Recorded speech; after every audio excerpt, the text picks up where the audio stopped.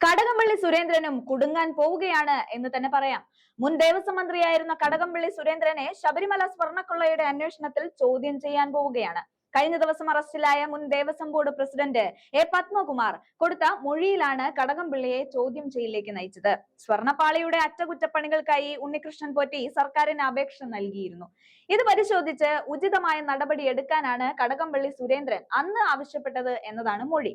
ചോദ്യം ചെയ്യലിനായി SIT ഒരുങ്ങുകയുമാണ്. കൂടെ കടകംപള്ളിയും ഒരുങ്ങേണ്ടതുണ്ട്.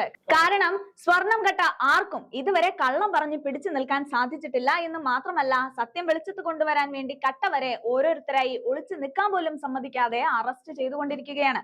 അങ്ങനെ വളരെ തീവ്രമായ അന്വേഷണ സംഘമാണ് ഈ കേസ് അന്വേഷിക്കുന്നത് എന്ന് വേണമെങ്കിലും പറയാം. അകത്തായാൽ MLA സ്ഥാനത്ത് നിന്നുള്ള കടകംപള്ളിയുടെ രാജി ജനങ്ങൾ എഴുതി വാങ്ങും എന്നത് ഉറപ്പാണ്. ഒപ്പം തന്നെ മുഖ്യനും രാജിയല്ലാതെ വേറെ വഴിയില്ലാതാകും. ധാർമ്മിക ഉത്തരവാദിത്വം മുഴുവൻ മുഖ്യമന്ത്രിക്കായിരിക്കും. ഇല്ലെങ്കിൽ ജനമിളകും എന്നത് ഉറപ്പാണ്. ഇപ്പോഴിതാ സർക്കാർ ഇടപെടൽ പരിശോധിക്കാനാണ് കടകംപള്ളിയെ ചോദ്യം ചെയ്യുന്നത്. പത്മകുമാറിനെ കസ്റ്റഡിയിൽ വാങ്ങി വീണ്ടും ചോദ്യം ചെയ്ത ശേഷം കടകംപള്ളിക്ക് നോട്ടീസ് നൽകും.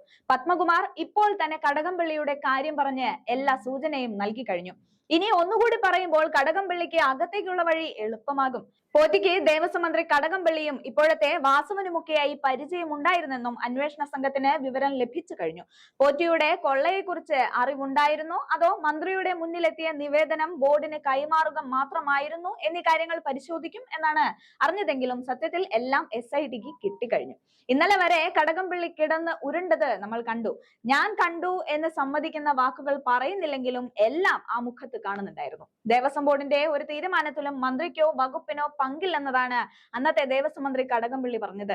ദേവസ്വം ബോർഡുമായി ബന്ധപ്പെട്ട ഒരു ഫയലും തന്റെ മുന്നിൽ എത്തിയിട്ടില്ല. ബോർഡിന്റെ തീരുമാനങ്ങൾ ബോർഡിന്റേത് മാത്രമാണ്. പാളികൾ ഇളക്കാൻ പറയാനും പൂശാൻ പറയാനും മന്ത്രിക്ക് അധികാരമില്ലെന്നും കടകംപള്ളി പറഞ്ഞുവെങ്കിലും ചോദ്യം ചെയ്യുമ്പോൾ എല്ലാം തത്ത പറയും പോലെ പറയും. കാരണം ഇതിനു മുൻപേ അറസ്റ്റിലായ ആളുകൾ വിഡ്ഢികളൊന്നുമല്ല. ഒരു പക്ഷേ കടകംപള്ളിയെക്കാളും വിവരവും വിദ്യാഭ്യാസവും ഒക്കെയുള്ള ആളുകളാണ്. അവർ എല്ലാം പറഞ്ഞു കഴിഞ്ഞു. അതായത് ദേവസ്വം ബോർഡിന്റെ അറിവോടെയാണ് സ്വർണ്ണപ്പാളിക്ക് പകരം ചെമ്പുപാളി എന്ന് രേഖപ്പെടുത്തിയതെന്ന് N വാസുവും അതുപോലെ ഉന്നത തലത്തിൽ നിന്നുള്ള നിർദ്ദേശത്തോടെയും അറിവോടെയും കൂടിയാണ് ഉണ്ണികൃഷ്ണൻ പോറ്റിക്ക് സ്വർണ്ണപ്പാളി കൊടുത്തു വിട്ടതെന്ന് സുധീഷ് കുമാറും മുരാരി ബാബുവും അന്വേഷണ സംഘത്തെ അറിയിച്ചു കഴിഞ്ഞു. ഇനി വെറുതെ കടകംപള്ളിയെ ഒന്ന് വിളിപ്പിക്കും. അതോടെ ഏത് സ്വർണ്ണ വ്യാപാരിക്കാണ് കൈമാറിയത് എന്നുള്ളതടക്കം എല്ലാം അയ്യപ്പൻ പറയിപ്പിച്ചോളും.